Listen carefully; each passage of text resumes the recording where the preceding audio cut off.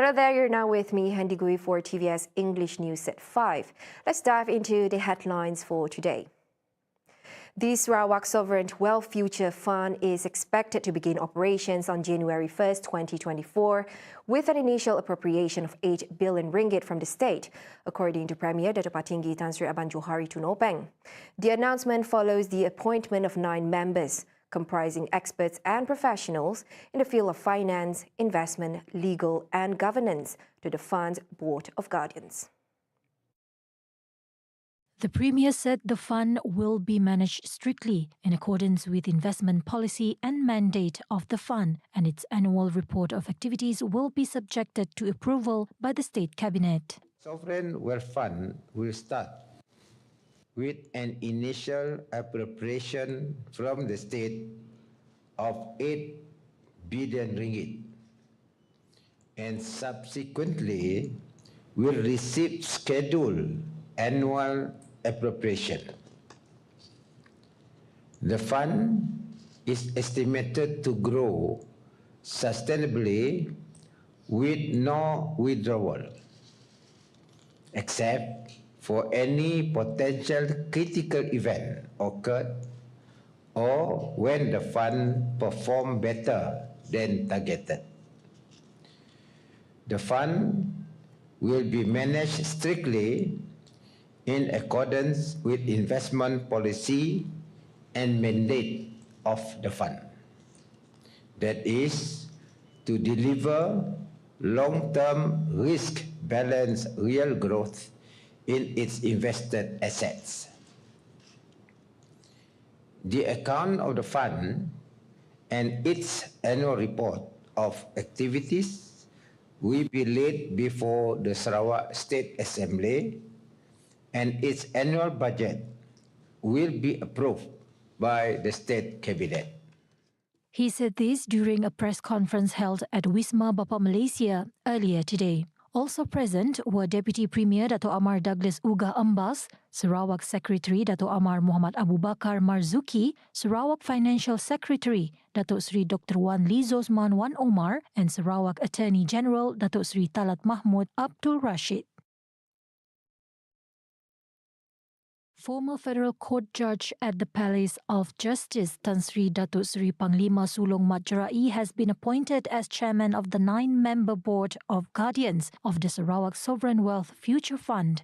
Sulong has more than 30 years of legal and judicial experience. Prior to his career in the judiciary, he had served the state government for 17 years in various leadership capacities. Currently, Sulong is chairman of the Board of Directors of University Malaysia Sarawak UNIMAS, and he also holds several directorships in public-listed companies. Premier of Sarawak Dato' Patinggi Tan Sri Abang Johari Tunopeng also announced 8 other distinguished professionals as members of the Board of Guardians for the fund. They are Tan Sri Dato' Amar Leonard Linggi Juga, Chairman of Limar Group Tan Sri Ahmad Nizam Saleh, former Chairman of Petroleum Nasional Berhad Petronas, Dato' Ian John Low, former Chairman of Shell Malaysia Limited, Grain Duli, Mohsen Fahmi, Dato' Sudirman Aini, Dato' Sri Talat Mahmud Abdul Rashid, State Attorney General of Sarawak, and Dato' Sri Dr. Wan Lizosman Wan Omar, State Financial Secretary of Sarawak. Noting that their appointments will last for a term of 3 years, Abang Johari believed that the diverse and extensive experience as well as strong credentials will be a massive advantage for the fund as it strives to achieve its objectives. Premier of Sarawak, Dato' Patinggi Tan Sri Abang Johari Tunopeng will present the Premier Sarawak Award for the Kenyalang Journalism Awards KJA 2023. Federation of Sarawak Journalists Associations FSJA President Andy Jong Wan Jun said KJA 2023 offers a combined total cash prize of 250,000 ringgit. According to Andy, since 2015, the Sarawak government has been the event's main sponsor along with gold sponsors Shell Berhad, Petroleum Nasional Berhad Petronas and Sarawak Energy Berhad SEB, each contributing 50,000 ringgit. Tujuan kita adalah untuk menjemput Premier Sarawak kita iaitu Yang Amat Berhormat Dato' Patinggi Abang Johari untuk menyempurnakan majlis Anugerah Kewartawanan Kenyalang 2023 yang dijadwalkan akan berlangsung di Miri, iaitu di Pullman Hotel pada 24 hari bulan November, iaitu hari Jumaat pukul 7 malam.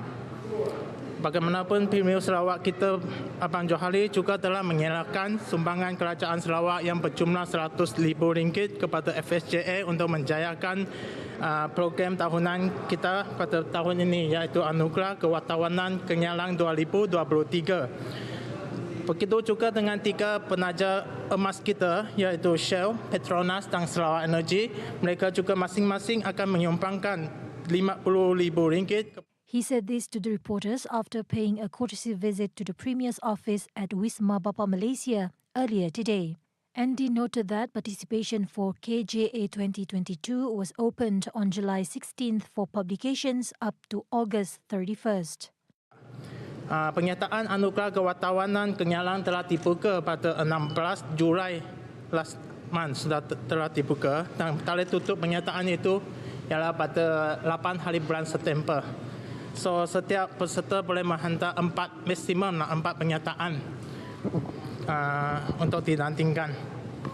This year's award will retain the 11 categories to be contested, which include Community Journalism Wellbeing Award, Sustainability Report Award, Business and Economy Report Award, Journalism Award Feature and News Writing, News Report Award, Sport News Award, Digital Economy Award, Broadcast Journalism Award, Photojournalism Award, and Photo Essay Award, as well as the Sarawak Premier Award.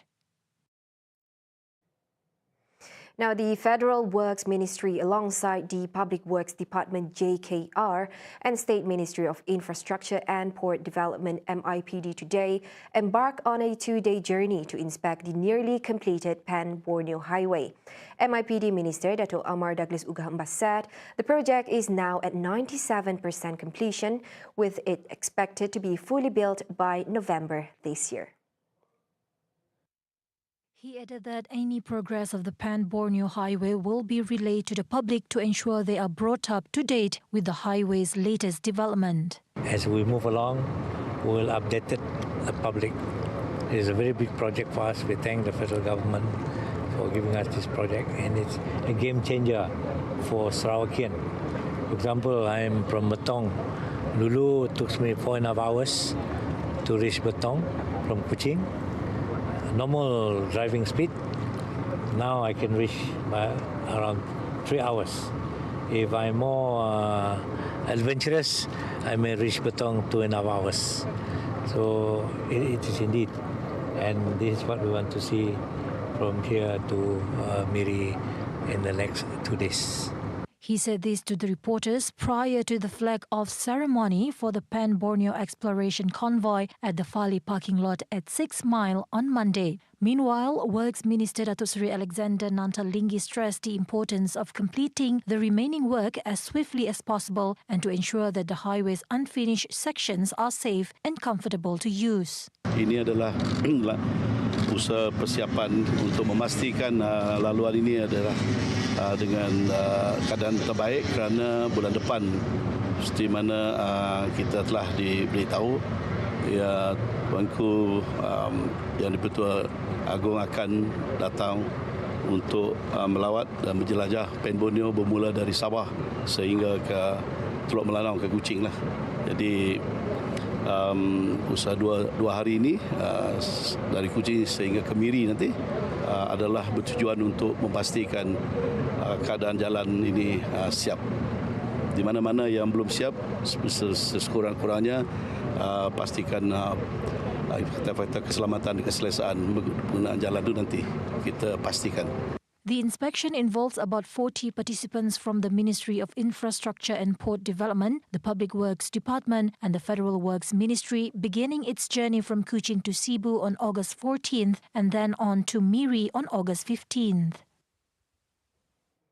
The pilot project for Community Integrity Building CIB implemented last year has successfully enhanced the service of local councils, especially in addressing complaints.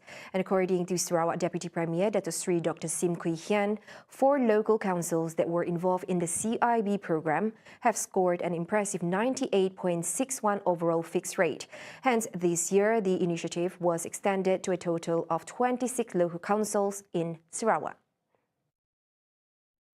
Final results of the pilot initiative indicated that most of the complaints received were successfully addressed based on service level agreements established by local governing bodies.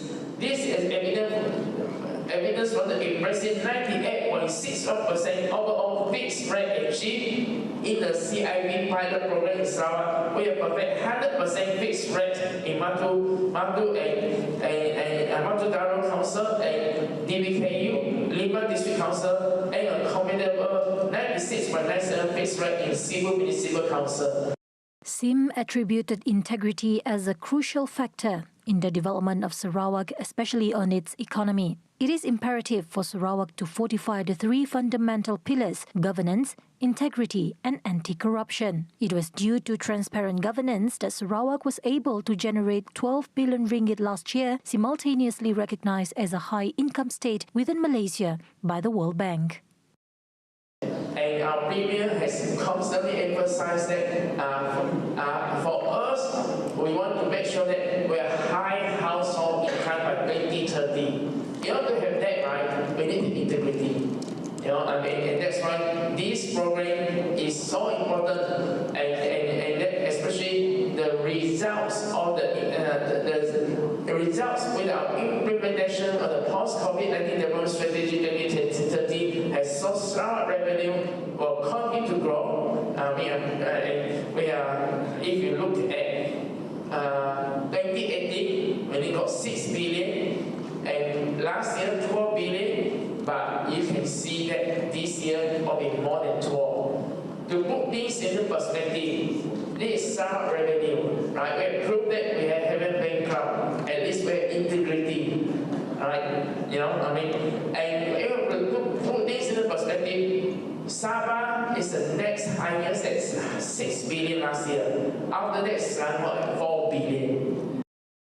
Integrity must be practiced by all levels of leadership, Sim added, as a value that should be imparted from one person to another. He spoke during the launching ceremony of the Train of Trainers TOT for CIB program held at Imperial Hotel on August 14th, which has more than 90 participants from 26 local councils throughout Sarawak.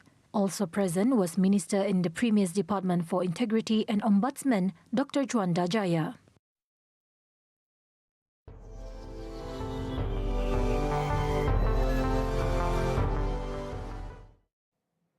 Now on to some global affairs. The death toll from the Maui wildfires reached 93 on Sunday, as relatives of the missing frantically search for signs that their loved ones may still be alive, while survivors grapple with the scale of the disasters and seek comfort at church services. Days after the inferno destroyed much of the historic resort town of Lahaina on Tuesday and Wednesday, crews of firefighters were seen battling flare-ups, and cadaver dogs were sifting through the town's charred burns in search of victims. The death toll made the blaze Hawaii's worst natural disaster, surpassing a tsunami that killed 61 people in 1960, a year after Hawaii became a U.S. state. According to data from the National Fire Protection Association, it was also the largest number of deaths from a U.S. wildfire since 1918, when 453 people died in the Cluckett Fire in Minnesota and Wisconsin. Hundreds of people were still missing, though a precise count remained unclear. Clinging to hopes of finding missing survivors, people sifted through a crowdsourced online database listing thousands of names of individuals who had been found as well as those who remained unaccounted for. Hawaii Governor Josh Green again vowed to investigate the response to the blaze and the emergency notification systems after some residents questioned whether more could have been done to warn them. The cost to rebuild Lahaina was estimated at $5.5 billion, according to the Federal Emergency Management Agency, with more than 2,200 structures damaged or destroyed and more than 850 hectares burned. Those were the updates on TVS News at 5. I'm Henry. Thank you for watching.